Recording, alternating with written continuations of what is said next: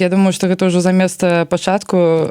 Скажу, што сёння у Сіці-Догу прачытала такую навіну, што ў Мінску адкрыўся кінатэатр з 3 заламі і нетыповымі крэсламі. Як ты думаеш, што за нетыповыя крэслы могуць быць у кінатэатры? Я думаю, што гэта рэклайнер, напэўна, праз які можна ляжаць, а не толькі сядзець. Ці не? Ну, нешта такое. Вось у ТРЦ «Призма» на Партызанскім праспекце адкрыўся вось новы кінатэатр, і там крэслы-шезлонгі.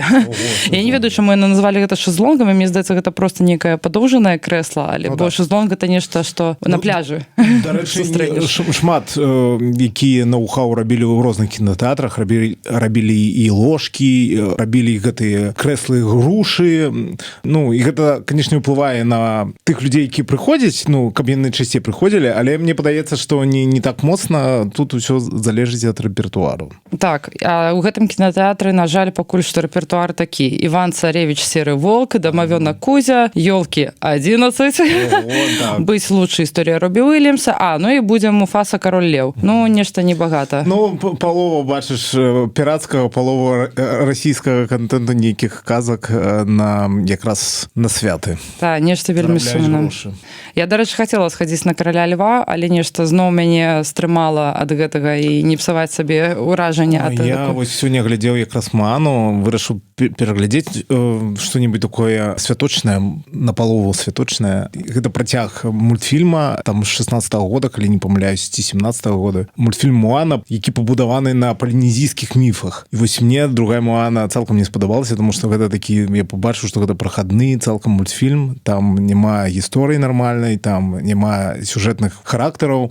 Ну, то бок, бачна, што Дысней проста зарабляе грошы. То бок, робіць прыгожую карцінку і праз гэта заманівае гэтых людзей. І людзям падабаецца. Гэты мультфільм ужо там сабраў і збірае вялікую касу, і вось ідзе ў пракаце у Варшаве і там і па ўсім свеце, у тым ліку. То бок, тое, што зараз вось выходзіць у Дыснея таксама, вось Муфаса. Все спрабуюць зарабіць на гэтым брэндзе Караля Льва, які там выбухнуў у 90-е. І з гэтым бродвейскім мюзіклам Король Лев, на які ходзяць дагэтуль, які збірае грошы і гледачоў. У меня вялікія сумневы, што там, канешне, добрый варыянт вось гэтага прыквела Караля Льва. Ну, паглядзім, я все роўна пагляджу, каб зразумець, ці меў я рацыю, што гэта варты увагі фільм. Ну, мне таксама ёсць цікавасць, толькі таму, што гэта гісторыя пра Муфасу, і раней мы ніколі нідзе не чулі, і можа гэта будзе нешта вартае. Ну, але паглядзім. У любым выпадку, вось, ты кажаш, што ўжо пачынаеш глядзець нешта для падтрымлівання навагодняга настрою. А што яшчэ ты глядзеў у гэтым сезоне? У гэтым сезоне, з такога мы перад запісам вось дамовіліся, што можна было б параіць. Я падумаў, што сапраўды можна параіць вось людзям, якія ў розных краінах, рознага ўзросту, розных інтарэсаў. Мне падаецца, што заўжды трэба звяртацца да класікі. Вось я падумаў, што калі б гэта мне спыталі, што з беларускага паглядзець, я параіў, напэўна, казку Бычкова. Гэта 67-й ці 66-й год, і яна называецца, можа, так глядзела, «Горад майстроў». Добрая такая авангардная казка, і музычная ў тым ліку, якая пры гэтым часткова нагадвае сабой сучасную Беларусь. Можна у ёй пабачыць, то бок, такі сучасны кантэкст. Пры гэтым, на свой час гэта быў вельмі такі прарыўны фільм для там савецкай кінематаграфіі. Таксама вось я узгадаў гэтыя цудоўныя казкі, такія мадэрновыя, то бок экранізацыя такіх сапраўдных, такіх блін і казак, вось тое, што рабіў Александр Роу, Александр Птушко, вось там і пра мурамцаў, і вечары на хутары бліз Диканькі. Мне падаецца, вось гэтыя фільмы, калі вы іх не бачылі, іх можна глядзець. Апошні акурат я пераглядаю ўжо каторы год на Раство, менавіта вось ноч перад калядамі.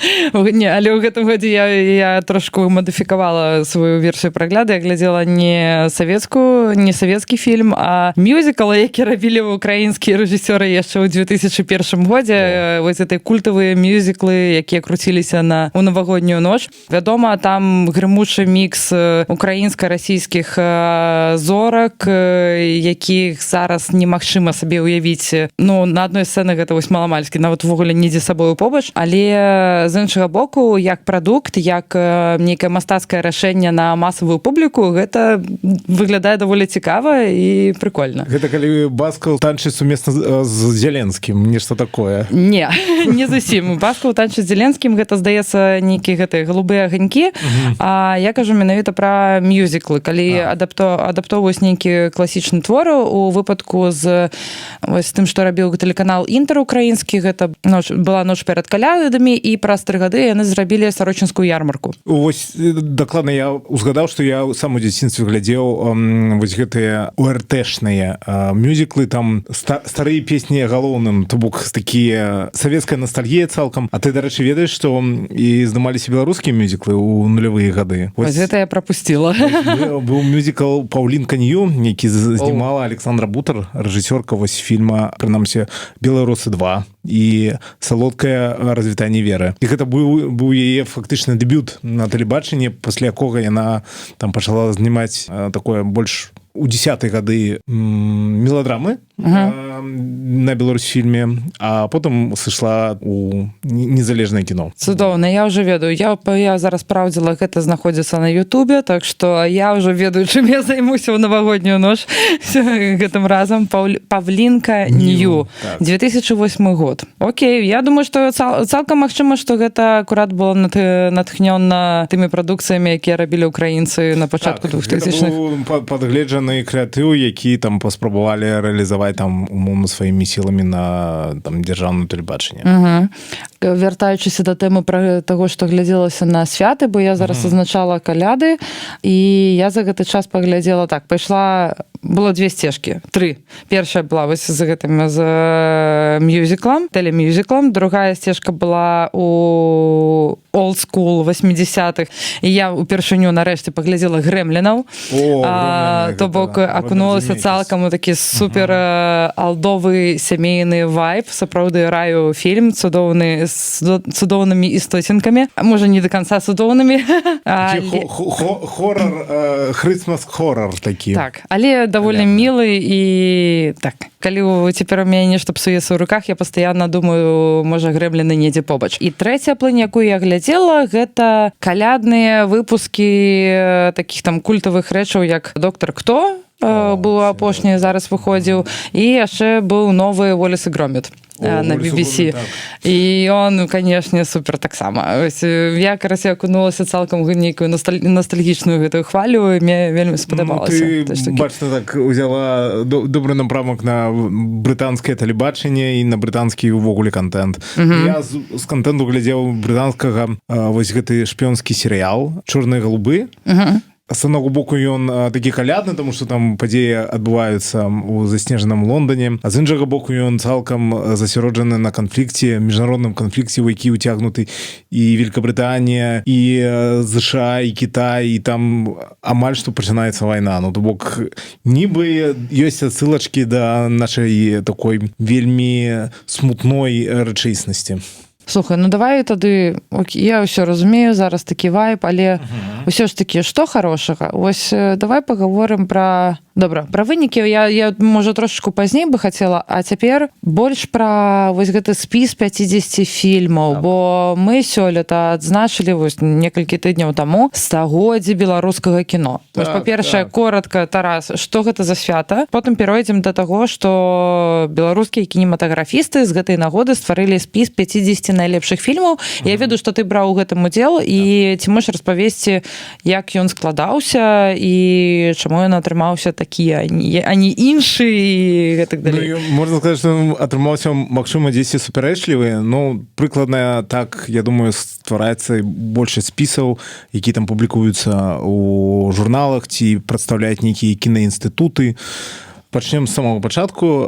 17 снежня – гэта афіцыйны дзень беларускага кіно, які быў зацверджаны Лукашэнкам у 94 годзе, паколькі ў гэты час у 24 годзе было створана ведомства Белдзяржкіно, якое фактычна займалася на тэрыторыі усходняй Беларусі вытворчасцю фільмаў, але гэтай вытворчасці насамрэч не было, была толькі на той момант в 24 годзе, толькі кіналабараторыя, дзе здымалі хроніку. А все астатняе здымалася ў Санкт-Петербургу. І на мой густ, я пісаў пра гэта калонку на Будзьме, я лічу, што гэта такое каланіяльнае свята, таму што мы святкуем фактычна стварэнне той, што прыйшлі вось бальшавікі і там далі гэтым бедным беларусікам здымаць кіно у Беларусі. Але насамрэч яшчэ у расійскай імперыі былі там адмыслоўцы.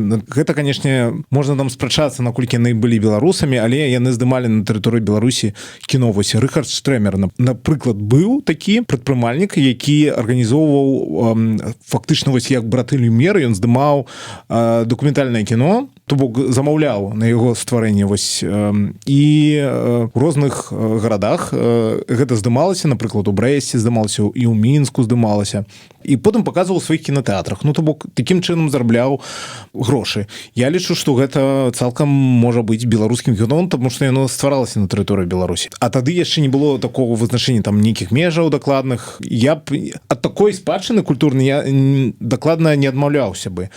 Зараз вось як бы тое свята, якое нам навязвае дзяржава, яна фактычна адцякаецца. Ну, пры гэтым Беларусфільм зняў 3 фільмы дакументальных у гэтым годзе, дзе таксама вось пра Рыхарда Штрэмера узгадваецца, але вось атрымліваецца такі дысананс. З аднаго боку яны адмаўляюцца ад Штрэмера, таму што лічаць, што беларускае кіно пачалося 24 года, а з іншага боку здымаць пра яго фільм. Ну, такая дыхатамія дзіўная. А ввогуле, ці каго можна назваць такім першым беларускім рэжысёрам? Ну, вось той жа Юрый Тарыч. Ці можна яго назваць сапраўды беларусам, беларускім рэжысёрам, а ягоны фільм лічыцца першым беларускім фільмам? Ну, прынамсі, тут агульна прынята. А ці былі беларускія рэжысёры раней перад ім? Ну, тут пытанне проста ў тым, як увогуле вызначаць, то есть па якіх крытэрыях вызначаць беларускасць ці этнічную прыналежнасць культурнага прадукту. У Еўропе гэта вызначаецца па тым факце, хто спансаваў кіно. Хтосьці лічыць, што гэта там павінна быць этнічная прыналежнасць аўтара. Вось, прынамсі, мы так робім, калі з калегамі там абмярковваем, напрыклад, у чырвоным верасе, і так рабіў Лістапад. Што вось, калі рэжысёр нават з Беларусі паходзіць, але пры гэтым працуе ў іншай краіне, то можна лічыць яго кіно беларускім. Ну, і мне падаецца, што ў нас больш складаная гісторыя, асабліва вось пачатку 20-го стагоддзя, таму што мы хадзілі спачатку ў расійскую імперыю, потым спрабавалі адбудаваць сваю незалежную дзяржаву, потым увайшлі ў склад там некалькіх іншых дзяржаўных тварэнняў, і пакуль не ўтварылася БССР, фактычна, не ўвайшлі ў склад СССР. І я лічу, што трэба тую актыўнасць, якая была, нават калі гэта будуць замежныя аўтары, але якія здымалі пра Беларусь, там, умоўна, тую Беларусь, якая яшчэ не была на той момант Беларусю, але здымалі на гэтай тэрыторыі, лічыць все ж такі нашай спадчынай. І гэта тычыцца ў тым ліку не толькі Штрэмера і тых фільмаў, што ён замаўляў, тых рэжысёраў, якія здымалі ў яго фільмы. І, канешне, трэба улічыць, што ў нас быў не толькі Рыхард Штрэмер, які здымаў дакументальнае кіно, а быў такі літоўскі і польскі і нават беларускі, я лічу, рэжысёр Владыслаў Старэвіч, які закладваў падмурак для аўтарскай анімацыі. Он вось з такіх высушаных жукоў рабіў анімацыю, якая стварала глебу для таго, каб Уолт Дысней адчыніў сваю студыю. Мне падаецца, што калі б мы жылі ў нармальнай дзяржаве, мы маглі б гэта ўсё сябе таксама прысвойваць, прысабечваць вось гэтых аўтараў і іх спадчыну.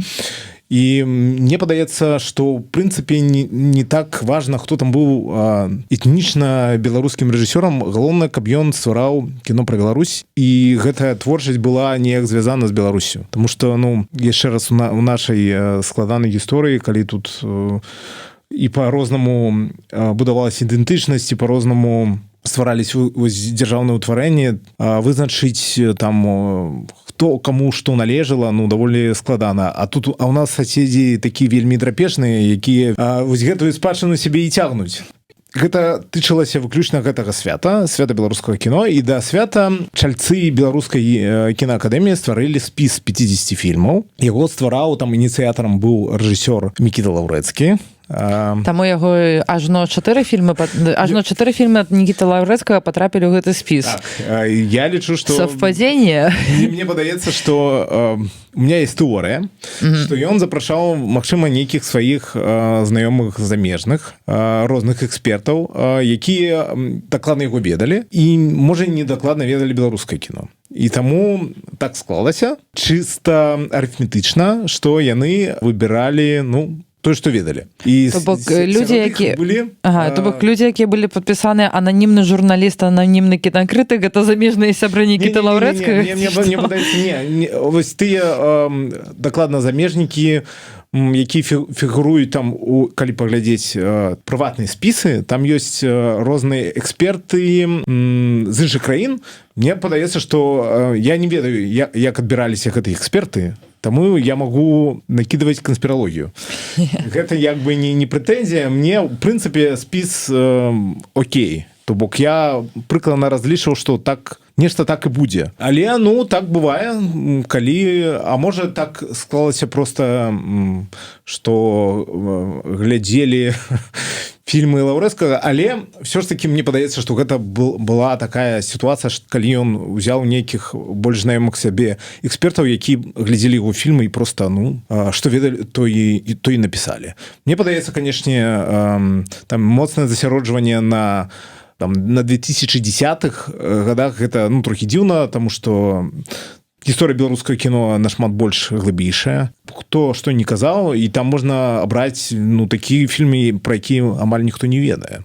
Можа, у гэтым і сэнс, што выбіралі людзі, якія глядзелі і памятаюць больш фільмы нядаўнія, а не людзі, якія займаюцца гэтым прафесійна, у сэнсе акадэмічна, ці як даследавальнікі, якія сапраўды ўжо капаліся і нешта маглі падняць з гісторыі ў топ. Я глядзеў усе спісы, і там былі дзіўныя прапановы месцамі. Там, вось, дарэчы, што трэба сказаць добрае адносна, ці пахваліць Нікіту Лаўрэцкага, тое, што ён гэтым разам за сябе не галасаваў, таму што ў адным спісе было, што... Але ўсё роўна патрапіў.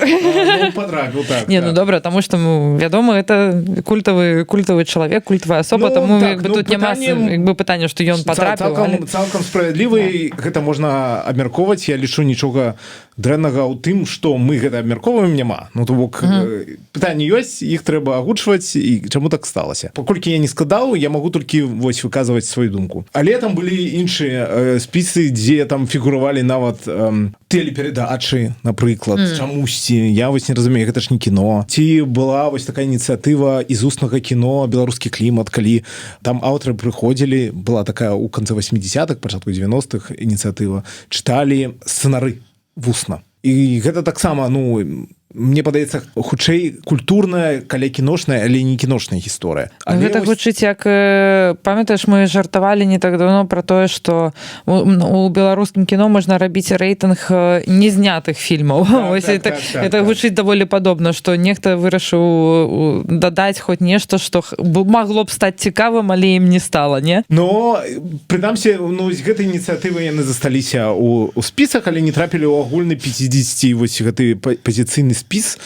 Але я б не сказаў, што там былі такія супер адкровенні для мяне. Там, я не ведаю, можа, для цябе былі, акрамя Лаўрэцкага, нешта было, што цябе здзівіла? Па шчырасці, не. Мне так і падалося, паглядзеўшы гэты спіс, я зразумеў, што гэта такі адлюстраванне такога грамадскага кансэнсусу, што лічыць там добрым беларускім кіно, там умоўна. Все там фанацеюць ад «Ідзі, глядзі» Клімова, давайте яго... Это ўсходні калідор ёсць. Усходні калідор, я галасаваў сам. Усходні калідор. Я яшчэ магу дадаць, як я свой спіс ствараў. Я ўвогуле, мне падаецца, і гэта, канешне, класна, што такі спіс увогуле быў створаны, такі праект быў рэалізаваны.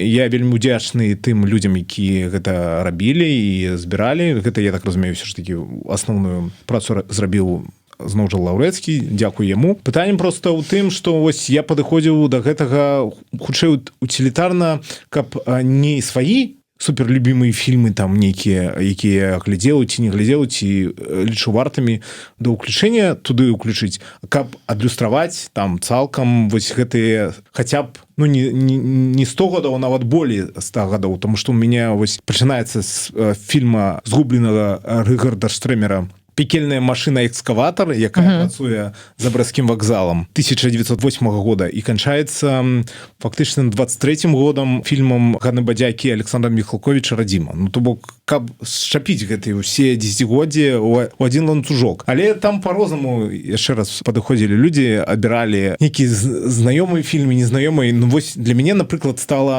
адкрыццём, што фільм, калі не памыляюся, «Камо грядзешы», польскі фільм. Я яго пабачыў у спісе, я думаю, што за фігня? А потым гляджу, а там просто у сустваральнікаў быў Беларусьфільм. І гэта, ну, фактычна капрадукцыя такая савецкая, але, ну, фільм таксама высоўваўся на Оскар, ну, тут бок яго высоўвалі, спрабавалі высунуць. І, ну, гэта, канечне, дзіўна, але цікава вось пра такія цікавосткі дазнавацца, таму што кожны чалавек можа там гэты спіс паглядзець і нешта новае для сябе, нейкія адкрыцці знайсці. Ну, добра. Будзем вывучаць далей гэты спіс, раю з ім пазнаёміцца. Там, здаецца, нават можна адразу пабачыць спасылкі і паглядзець гэтыя фільмы, тыя, якія ёсць у адкрытым доступе, можна іх паглядзець на YouTube. Так, менавіта з 50, вось з гэтага спіса 50 найлепшых можна, з прыватных не, там уже трэба самастойна шукаць іх. Ну, але, прынамсі, такую базу ўжо кожны зацікаўлены можа паглядзець. Таму ж гэта неяк таксама спрасціла задачу, напрыклад, калі замежныя сябры пытаюцца: «Хей, пора нешта з беларускае кіно», ўсё, цяпер смела можна высылаць фільм 50 гэтых найлепшых фільмаў, таму што Letterboxd мне, дарэчы, не вельмі дапамог у гэтым, калі я да яго звярталася пасля падобнага пытання ад замежніка. А гэта чаму не? Ну, тут трэба яшчэ дадаць, што мне падаецца, мы там спрачаліся таксама знаёмымі, но я такіх спісаў раней не бачыў. І там былі, дарэчы, вось мне знаёмая Ліна Медведева, яна там пісала ў Фейсбуке пост, што вось чарговы раз там хтосьці піша, што першы раз быў створаны там спіс 50 найлепшых фільмаў. Але, магчыма, нешта такое раней стваралася. Я такога, прынамсі, колькі я тут жыву ўжо, і вывучаю там медыяпрастору, я такіх спісаў не бачыў. Мне падаецца, што гэта сапраўды першы такі грунтоўны спіс, у стварэнні якога паўдзельнічалі не толькі умоўна беларускія аўтары, але і замежныя эксперты, і нейкія архівісты, медыаархівісты, ну, то бок і кінематаграфісты, і людзі розных прафесій, звязаных так ці інакш з кіно і з медыа. Ну да, цікава. Паглядзім, што будзе праз наступныя 100 год. А можа і раней. Можа атрымаецца так, што праз ужо наступныя 5 гадоў зробіцца спіс ужо 100 найлепшых беларускіх фільмаў. Хто яго ведае? Можа так індустрыя. Можа стрэльне нешта. Будуць грошы. Ну, пакуль вось я таксама пісаў артыкул, падводзіў вынікі і для Еўрарадыё, і для Будзьмы. Ну, зразумеў, канечне, што пакуль што канец стагоддзя праходзіць вельмі кісла. Няма нармальных фільмаў, няма чаго глядзець. Вся актыўнасць выліваецца ў нейкія каля-кіношныя падзеі, фестывалі, нейкія публічныя лісты падпісваюць, цырымонію праводзяць у Берлінале, але гэта, канешне, гэта адлюстроўвае як бы арт-менеджерскую такую актыўнасць, але, канешне, ніяк не тычыцца вось стварэння кіно. Карацей, тусоўка класная, а нешта вось выхлапу і нейкіх сапраўдных там рэчаў, што можна паглядзець, пакуль няма. Не, ну ёсць рэдкі. Просто іх не так шмат, як бы хацелася. Няма такой індустрыі, няма такой падтрымкі, каб гэта рабіць. Але людзі цудоўныя, што ж. Я вось тут, калі ў нас ёсць магчымасць, яна ў нас ёсць. Вставляй так все свае 5 копеек. Давай. Пра тое, што стагоддзя беларускае кіно, якія праблемы. Мне падаецца, што праблемы все, у меня ёсць таксама там апаненты з розных ініцыятыў. Хтосьці кажа, што уся праблема ў тым, што няма ідэй, няма сцэнараў нармальных. Але мне падаецца, што тут праблема яйка ці кураня. Мне падаецца, што наадварот не хапае грошай. Калі былі грошы, і іх, ну, магчымасць можна было ўзяць там на рэалізацыю праекта, з'яўлялись бы і сцэнарыі любыя, добрыя, дрэнныя. Вядома, да, я таксама так думаю, што без, ну, на адных ідэях ты як бы нікуды не праедзеш.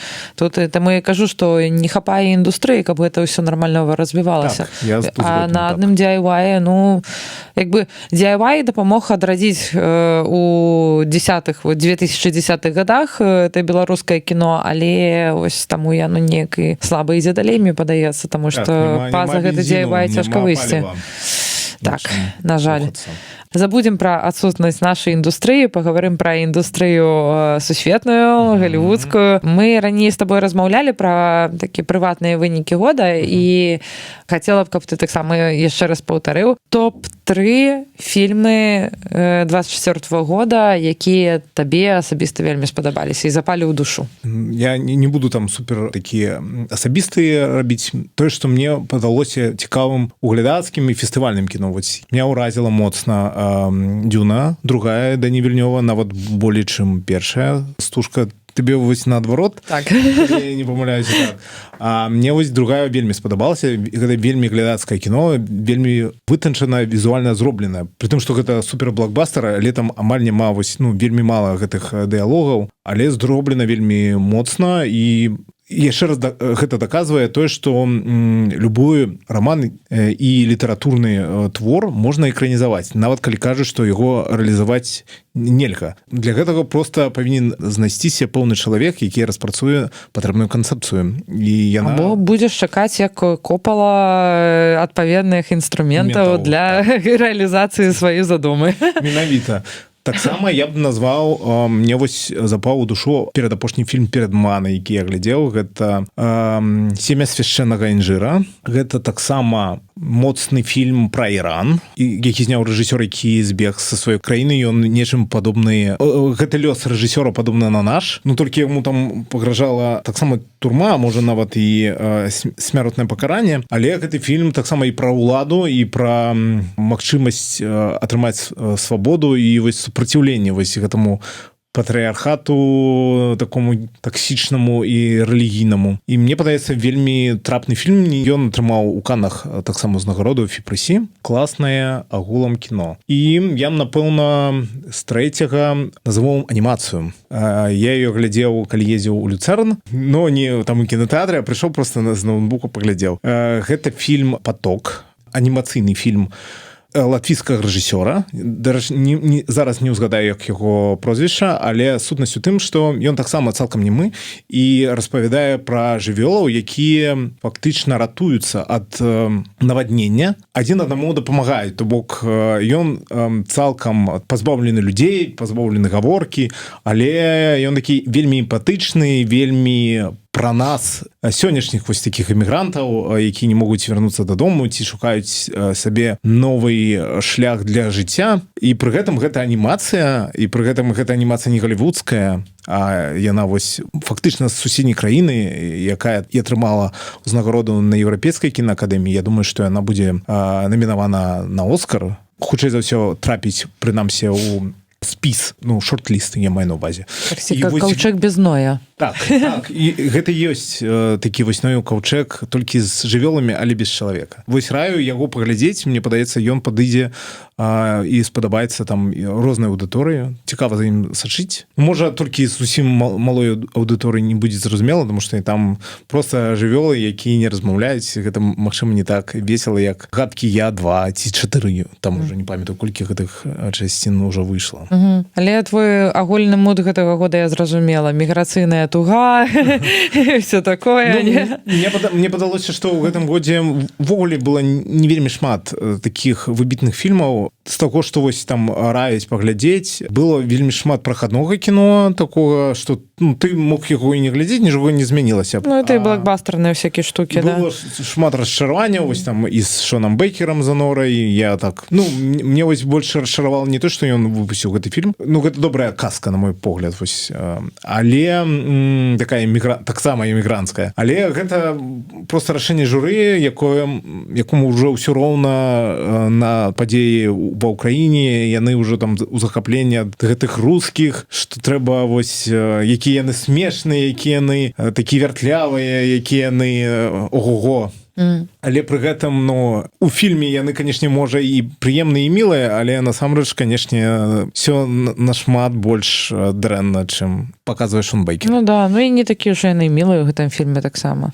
Ну, Ну, я так, ну, у меня такое было ўспрыняццё, я трохі глядзеў на гэта вось як на казку Біллі Уайлдера пра прыгоды замежнікаў у Амерыцы. Так. Ну, але былі і добрыя фільмы, таксама сярод гэтых блокбастерных. Вось я так пра гэта казала, у маім асабістым топе знайшліся Challengers або супернікі, грамадзянская вайна. Грамадзянская вайна. Я, дарэчы, толькі сёння даведалася, што ў расійскім пракаце гэты фільм называўся «Падзенне імперіі». І подумала, боже, які лол. Это просто абсурд. Падзенне расійскай імперыі. Магчыма, ўсё магчыма. Але, карацей, «Падзенне імперіі», напэўна, займае месца ў маім топе. І тут я ўжо зараз буду губляцца, бо я называла «Мегалаполіс» на трэцім месцы, ставіла яго, а цяпер пачала задумвацца, можа, ўсё ж такі нешта іншае паставіць, і ў мяне пастаянна гэтае трэцяе месца вагаецца, таму я вырашыла паставіць іншы фільм для таго, каб яго ўзгадаць. Мне вельмі спадабалася ў гэтым годзе, што Йоргас Ланцімас вярнуўся да сябе, да свайго стылю з фільмам «Kind of Kindness», «Віды дабрыні», таму што «Poor Things», вядома, там, этой беднай істоты, прыгожы фільм, файная гісторыя, але яна, бачна, што яна такая згалівудзеная. «Kind of Kindness» было вяртаннем Ланцімаса да свайго аўтарскага падыходу, і я вельмі спадзяюся, і гэта ўжо такі мой закід на будучы год, што і наступны фільм Ланцімаса таксама будзе выкананы ў падобным стылі. Будзем сачыць. Мне падаецца, што ў наступным годзе, ў 25-м годзе будзе шмат тых фільмаў, якія павінны былі выйсці ў 24-м годзе, калі б не было вось гэтых страйкаў сцэнарыстаў, страйкаў актораў, і нас просто заваляць з контентам.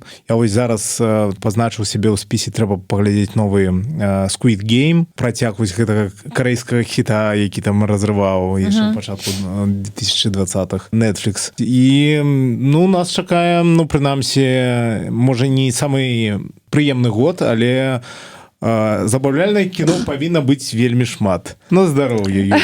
Дзякуй. Я так мушу выбачыцца за свой сённяшні голас. Зіма мяне трошку дабіла, але мы тут. І мы записываем гэты падкаст. Так, прабач, я цябе перабіла сваім кіханнем. Я думаў, што, напэўна, магчыма, мы можам скончыць наш трэці і фінальны ў гэтым годзе. Ужо? Ужо? Я думала, ты яшчэ там дагаворыш, што чаго ты чакаеш у будучым годзе. Ну, давай, ну скажы, чаго ты чакаеш у будучым годзе? Чаго я чакаю? Ну, я хачу, дарэчы, паглядзець, вельмі хачу паглядзець фільм «Носферату» Роберта Эггерса, які выйшаў у пракат ужо у іншых краінах, а Польшы ён будзе толькі ў лютым. Я фанат арыгінальнага «Носферату» Фрыдрыха Мурнау. Я фанат фільма Вернера Херцага, дзе Носферату граў Клаус Кінскі, і я хачу паглядзець, як будзе выглядаць вось гэтая трэцяя рэінкарнацыя Носферату, якая, мне падаецца, нашмат лепшай атрымалася, чым Дракула Брэма Стокера, і нават у копальным варыянце, такая яна там была романтычная, цёмны романтызм. Але мне падаецца, што гэта будзе выдатны фільм, і прынамсі так пра яго ўжо пішуць, і хочацца паглядзець яго спачатку хаця б на ноутбуку, а потым на вялікім экране, паслухаць, як людзі будуць крычаць ад страху. У мяне сёння была літаральна тая ж самая думка, таму што я пабачыла, што у Мінску ўжо можна паглядзець Партэнопу Саранціна, а у Варшаве яна будзе толькі ў сакавіку. То бок, так, на новага Саранціна, які выйшаў яшчэ ў гэтым годзе, трэба будзе чакаць яшчэ пару месяцаў. У Беларусі яго ўжо можна паглядзець, таму я задрошу людзям у Беларусі іх. Проста як вялікі фанат Саранціна і ўвогуле італьянцаў у кіно, то так. Ну, і не буду тебе, канешне, расчароўваць, но там меркаванні наконт новага Сарантына былі не вельмі. Я разумею, але ж трэба паглядзець і стварыць сваё меркаванне таксама. Менавіта, і гэта вось парада на наступны год, каб ніхто, вы можете, канешне, слухаць каго заўгодна, але вы павінны складаць сваё меркаванне ўласна, каб яно будавалася на вашых эмоцыях, на вашых ведах, а не на тым, што вы паслухалі некага чалавека, які вам распавёў, што гэта дрэнна, гэта добра. Не, але нас усё роўна слухайце. Але нас слухай, а свой розум май. О, як прыгожа. А я яшчэ хочу дадаць, таму што таксама ў рамах стварэння навагодняга настрою я схадзіла, я, дарэчы, вельмі мала хадзіла ў кіно ў гэтым месяцы, таксама праз і свае раз'езды, і праз ось стан такіх хваравіты. Але ў мяне атрымалася схадзіць у кінотэатр на фільм «Уікт», то бок злая ведьма, не ведаю дакладна, як яго перакладаюць, і гэта быў поўны трэш. То бок я думала, што зараз будзе такі ось это мюзікальны файны такі настрой, а мяне просто задушылі гэтым Бродвеем там у залі, і на жаль гэты фільм не выглядае як фільм, а просто як сапраўды такая тэатральная адаптацыя, постановка толькі на экране, і выштанная. Так, просто запісана на экране з дадаткам ось усіх гэтых спецэфектаў і так далей, і монтажных склеек. Але што мне падалося вельмі цікавым, гэта калі, можа гэта будзе невялічкім спойлерам, і можа гэта дасі вам таксама нейкую цікавую нотку і настрой на гэты фільм, калі глядзець на яго як на фільм пра уехавшых і аставшихся.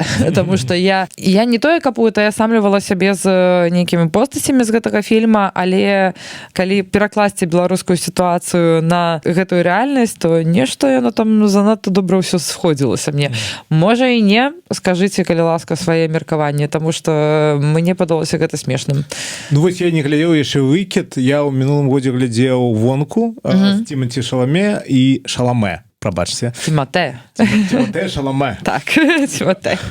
І мне фільм спадабаўся, там быў сапраўдны настрой, гэта быў мюзікл, і гэта было так вельмі прыгожа, і там яшчэ быў Хью Грант, таксама граў такога эльфа, такую цифровую істоту, лічбавую. Але гэта было цалкам такое навагодняе і нават каляднае кіно, якое было прыемна глядзець. Таму у мяне, канешне, вялікі страх перад такімі вось праектамі, якія адмыслова ствараюць нейкі настрой. Таму што ты можаш у іх расчаравацца. Вось мне, напрыклад, з «Вонкай» атрымалася там заразіцца трошкі.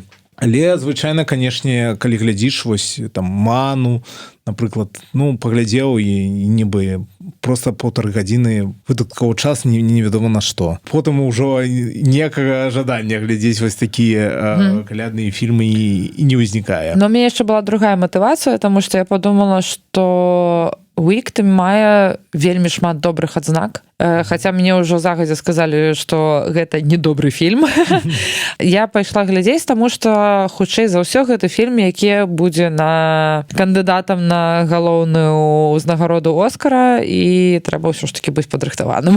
Вось я, можа быць, сёння вечарам пасля «Крысмас-паці» у галівудскім стылі. «Крысмас-паці» ў галівудскім стылі, вау! Я, магчыма, гэты фільм нарэшце пагляджу, но ўжо не пайду ў кінотэатр, пагляджу яго. Пірацкім чынам, але ніхто так ніколі не рабіце. Гэта раблю я.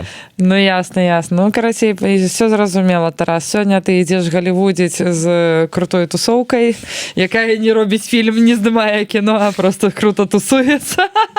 Ну так, гэта наш такі... А пасля яшчэ пірацкі контент забіраць. Ну, ай-яй-яй. Ну, не ідэальнае жыццё, ну што тут скажаш? Цяжкае міграцыйнае жыццё. Ну што ж, дай яшчэ ж якую-небудзь крутую рэкамендацыю, каб мы не заканчвалі на сумных міграцыйных нотках і на адсутнасці індустрыі ў беларускім кіно. Давай нейкі апошні добры пасыл ўсё ж такі дадзім на заканчэнне 24-го года. Я б, напэўна, параю бы, калі вы чарпаеце сілы ў кіно праз прагляды кіно ці проста праз інтарэсы да кіно, каб вы не гублялі гэтую надзею і хадзілі, не сядзелі дома і глядзелі там Netflix ці штосьці іншыя нейкія стрымінгі, а хадзілі менавіта ў кінотэатры. Зразумела, што там таксама вы можете патрапіць на пірацкі фільм, але гэта першую чаргу эмоцыі і сацыялізацыя, якая ўсім нам патрэбна, каб захоўваць псіхалагічны настрой і псіхалагічнае здароўе. І вось псіхалагічнае здароўе я і раю захоўваць у наступным годзе, каб дачакацца больш светлых часоў. Я таксама дадам, што зычу добрых эмоцый, зычу